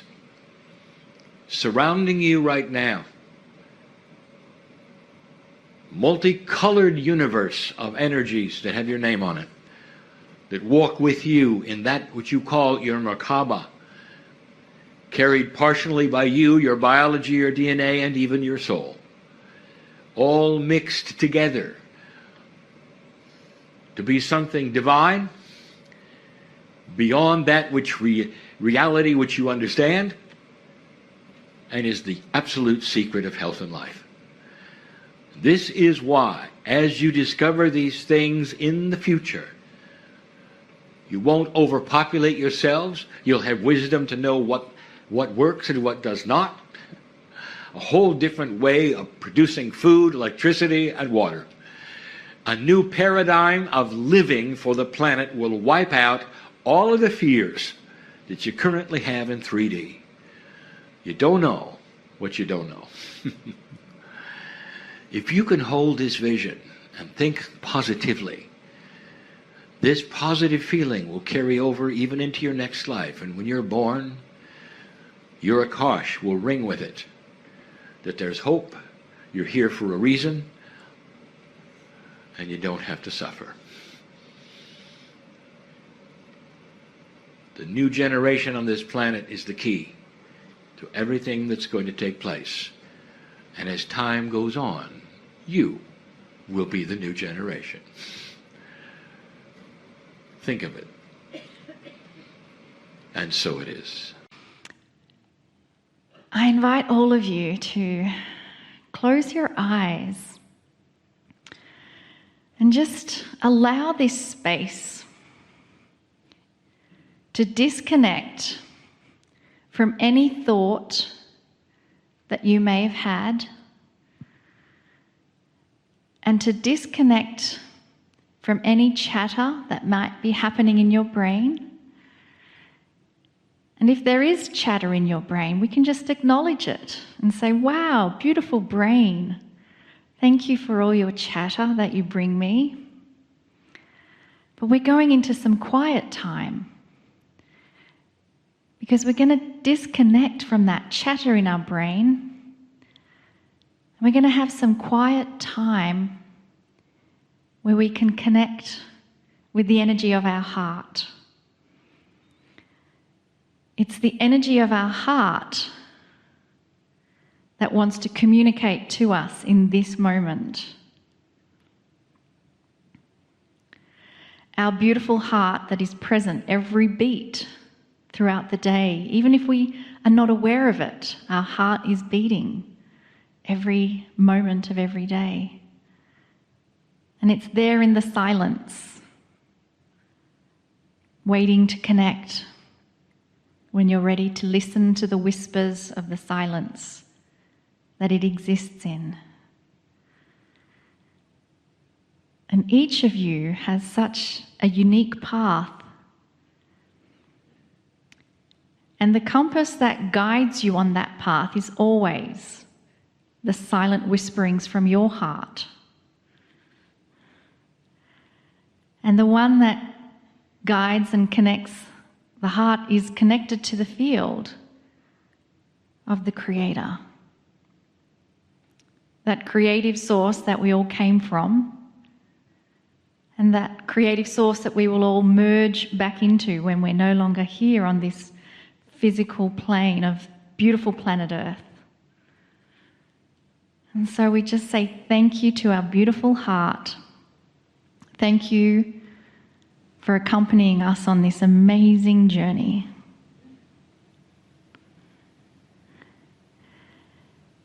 And now we allow our heart to receive the love wash that is here, should you choose to receive it. We allow our heart to now receive that love wash from Kryon. Greetings, dear ones. I am Kryon of Magnetic Service. So much you have experienced and seen, heard in these 2 days. I speak, of course, to the audience in front of me and not to the ones who will listen later. but for all of you, listening later and here, I'd like to give you a short metaphoric message. Dear ones, we have given you so many times the idea that light is coming. And that in itself is a metaphor. For the light we speak of is enlightenment. And this takes shape in so many ways. You could say that the light is coming in wisdom, in understanding, between human and human. That's not here yet. You can say light is coming in the inventions of the planet so that electricity can be produced without any resource being used, and food can be grown where food could never be grown before, and there would be no hunger. That's not here yet. And on, you might say, that someday there will be enlightenment even in that which is your governments and the way things work in corporations, and that it will change the face of everything. I'd like to tell you that all of that hangs in the field. It hangs in the field. That means it is your future. For those in the room and for those perhaps listening might understand, but I will tell you, your planet is on a target, a road that has a target on it. And on this road there is something unstoppable, and that's you. There was a time when I said, humanity may do this if it chooses, and you can go back in time and hear this so many times, that you have free choice, dear ones, and if you choose to do this, then it will happen. And at this point, I will tell you, at the beginning of this year, that the snowball is rolling, and you're not going to stop it. And that snowball is white, and it's light. And it may take a little longer to get down the hill than you want. But I have seen this in other civilizations, in other planets of ascension, and some of you have been on them and recognize it, and your old souls here today, because that was the plan, that you would come back and have enough lifetimes of experience to feel it and remember it and know not to be afraid, to be part of the final battle of dark and light, which may surprise you in how it develops. But even in these last 2 days, you've seen perhaps what is going on and the hope of the future. That's why you're here. And those listening to my voice, I will say to you yet again, things are not always what they seem. I want to give you, in closing, a little parable.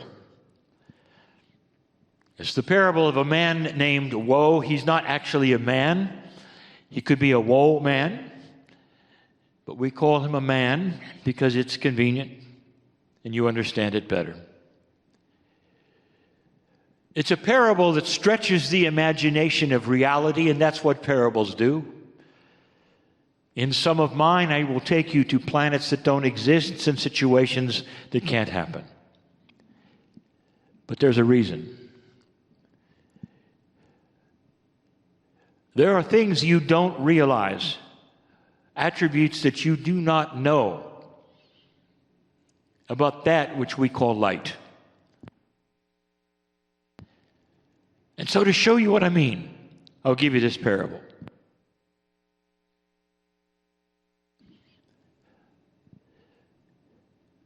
If you ask If you ask a warrior, a soldier, what it's like to fight a battle at night,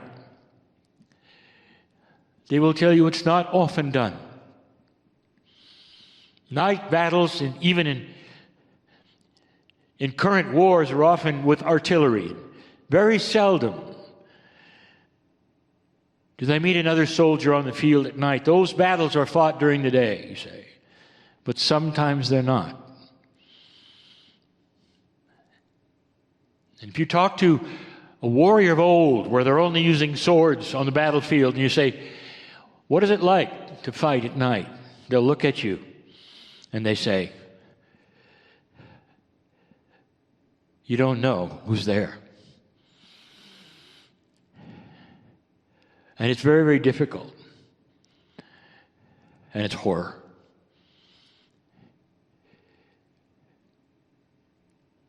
That's the metaphor of this planet at the moment. You're in the dark. You are still in the dark. And you're fighting battles wildly in the dark. And that's the dysfunction you see. I'll take you to a planet that's very dark. And woe is a warrior. And he's been fighting on this planet for a very long time with a very old rusty sword. And he's been put out onto the field so many times and thought it was his last time, as he would hear noises and think he's heard shapes and swing his sword. And he had been wounded a number of times, and he was in the trench once again, ready to go out and do it again. Paint this picture, it's pretty sorrowful, pretty ugly. But the planet itself was dark, and daylight never seemed to come, and it always seemed to be battle after battle with his rusty sword. It may seem funny and perhaps a little goofy what comes next. But a little green man showed up. He spoke funny. And he said to Woe, I have a special saber for you. And Woe said, really? I could use a new one because mine's so old and so rusty. Thank you. And the little green man handed him this. And it didn't look like a sword at all until they pressed a button and out came a lightsaber.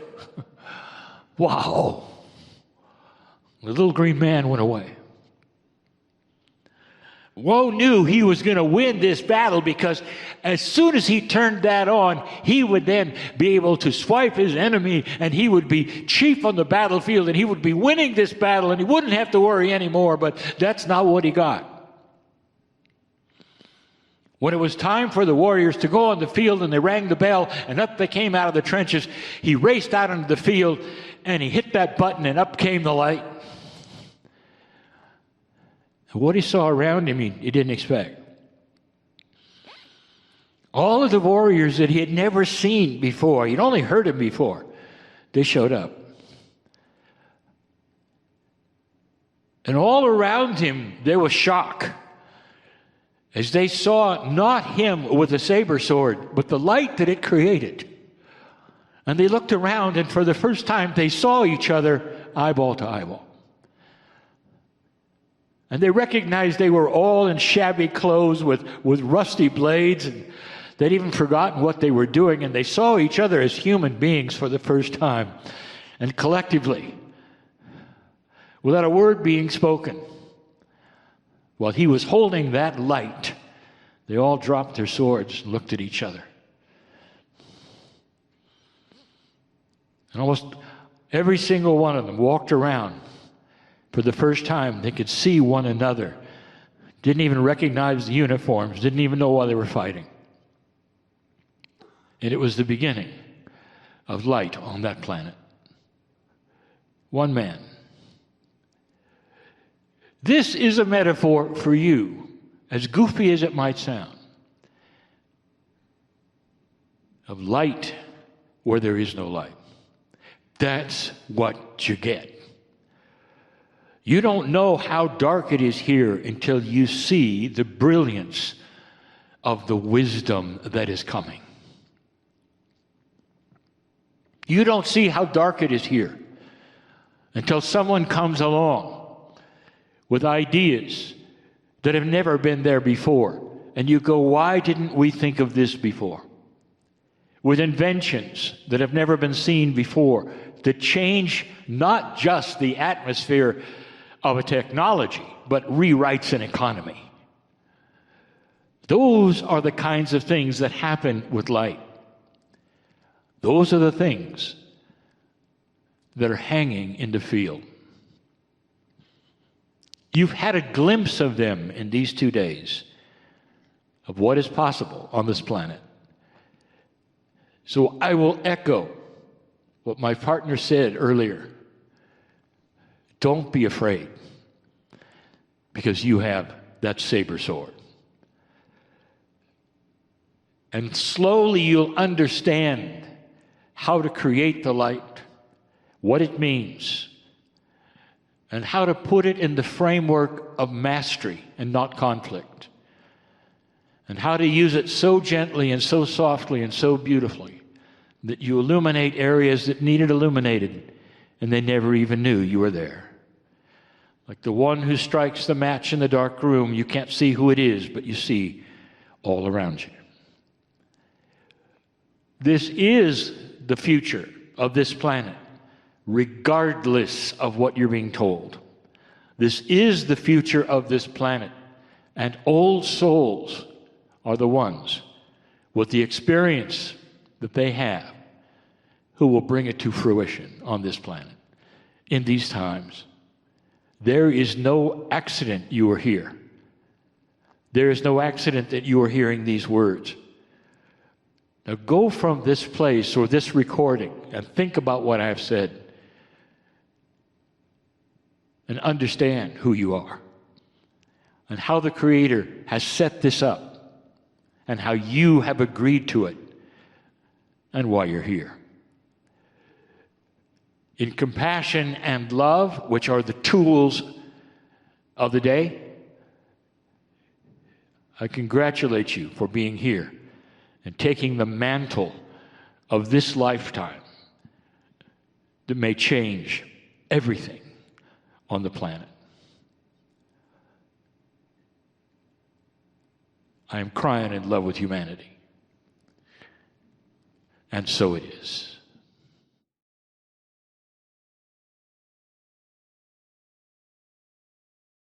Greetings, dear ones. I'm Kryon of Magnetic Service. It seems as though the subject of the day is about things that perhaps you can reframe in your mind, that perhaps were not given to you fully. There is so much hiding because it hasn't been exposed yet, or you haven't been aware of it, and yet it's always been there. Like the child who grows up breathing air and then one day he studies what it is. He took it for granted and nobody told him about the molecules in the air, where they came from, and the symbiotic relationship with the rest of the planet. It was just air, he breathed it. There are many things like this. I'm going to give you a metaphor today, and it's one that some of you, most of you, will understand and have seen. You'll understand also as we go what the metaphor eventually is about and what it means. We have done the circle of 12. We're going to do it again today. And what this circle of 12 actually is about is you discovering the bigger you. Even religious leaders, spiritualists, have put God on one side of the veil and you on the other. And there are all kinds of processes that somehow then allow you to touch that face of God in some way that is not here. It's across the veil. And the circle of 12 is one of the first times I have given you a metaphor that continues, that tries to show you that actually it's right in front of you. That veil is actually the bridge between you and the bigger you, your soul. Now, some will say, well, what does that have to do with the veil between us and God? And I'll tell you, your soul is part of the creative source, a major part. If you can touch that which is your soul, you are in that space that mostly is on the other side of the veil. A multidimensional space where, like angels and guides and the love of Spirit is right next to you all the time. And we've given you this example over and over and over. That really, truly, Spirit sits on your lap. But that hasn't been the paradigm, has it? Let me show you something. I want you to visualize with me something that most of you have seen. That visualization would have a number of nested boxes. Now, sometimes you will see this, depending on your culture, in decorative boxes that are nested, one smaller, one smaller. You open one, there's another one, it's smaller. Open one, there's another one. Sometimes it's with eggs that are made and manufactured. One egg is big, you go and open it, it is smaller, smaller, smaller, and they're all decorative and they're all beautiful. So visualize that for a moment because you've seen it. When you get to the smallest one, it's cute. It's fun. Wow, I went through 10 of those to get to this cute little guy. I wonder if he knew he was really in there, if you could talk. So here is the first part of this metaphor. The little box, the littlest one, nested in there, all put together with all of them assembled. That little one is you. You have no awareness of the box around you. It's in the dark, of course. And if somebody told you there was a bigger box you were in, you'd go, I'm not really sure. I'm not sure that you're right. But if there is, it's the veil and God is on the other side. Well, then they say, well, not exactly. There's a bigger box around that. What could that mean? These nested boxes are an awareness. They are boxes of awareness. And we have told you all along that the biggest one, the one that God sees, the one that I see, is the real you. The little one is the nested you. And here's the invitation, and it was always there. We want you to understand that as you start to accept what I am telling you, perhaps instead of what others have told you is the limit of your spirituality or your thinking, is simply surrounded by another box. We have talked about peeling the onion of your reality, where you start to peel it and find the core you. This is the opposite. I'm talking about release. How many of you are willing to say, Dear Spirit, if there is a bigger box that I'm in, show it to me. And that awareness alone starts to disappear the internal boxes. You might have 10 nested boxes and suddenly you've got 3 because you're so much aware of the love of God, of the tools that you have as a human being, that the energy of Gaia is alive and well, and that you actually are in control of your reality. You just dismissed 3 or 4 boxes. Now, what are those boxes? They're what you've been told. Every single one of them represents that which you have been told you are. It isn't just inaccurate, dear ones. Some of that was on purpose. Some of it was also the best that humans had at that moment. But it all told the story of a great big God and a very small you. That part was correct. But no connection.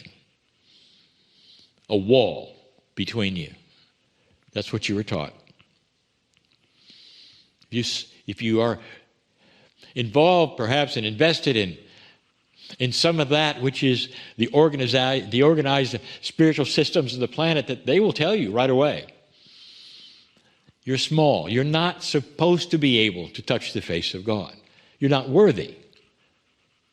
And so they have all manner of rules that will then help you be worthy, or at least come to God not filled with unworthiness. You start listing them. What do they ask you to do? What if I told you those are boxes? Those are boxes which keep you from seeing the big one. And you start disappearing them and disappearing them. And you get to that place and you say, what if I could cross the bridge to the real big one? And that one is the soul. Now let me tell you something else about this metaphor, which is magic. As you start to then dissolve the boxes around you, you become the box around you. You get bigger. So a nested set of 10 becomes a nested set of 5. Because the box in the middle is starting to dissolve the boxes around it, and it's getting bigger and bigger and bigger, and now you've got perhaps just one. Welcome to the circle of 12. So if you followed this, here you are, a much bigger box, nested in one other. There's the soul of the human, which is the big one, and you, the one that's in 3 dimensions that you know well. But you're very close, and you can feel it. You've dismissed all the limiting things that you've been told, and here you are. Crossing that bridge is something we'll do today, and we do it every single Wednesday. And we've done it for almost 100 episodes.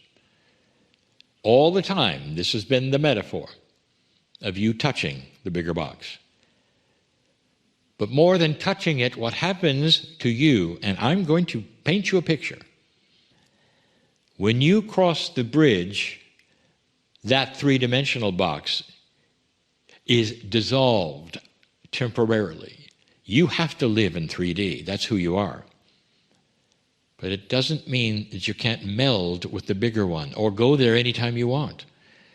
Crossing the bridge, going back and forth, finding out some of the most beautiful things that Spirit, the Creator, has for you.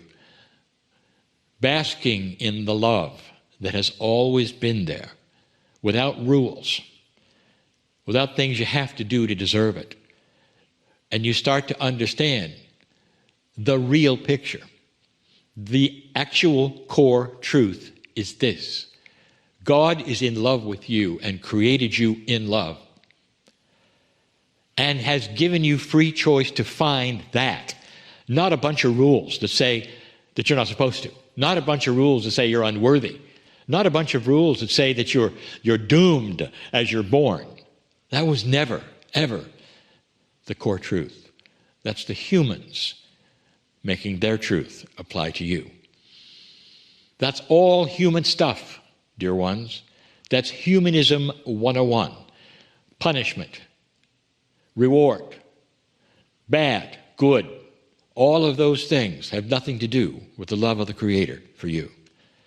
So here you sit and stand, perhaps on the bridge. Perhaps you finally understand that bigger box is you in an alliance with the Creator, your soul. That is the truth. Anytime you want, the Creator has His hand outstretched saying, why don't you come to that bigger box for a while, visit your soul for a while. And sooner or later, they meld together. So every day of your life, you're walking between and inside until they meld together. And that is called ascension. This is where you are right now. In the scheme of this planet, you might say in the planning that you set up a long time ago before you got here. What if this was all true? I want you to sit and feel that love I'm telling you about. Tonight, a little later, we'll go across the bridge. I'll take you there again. And so it is.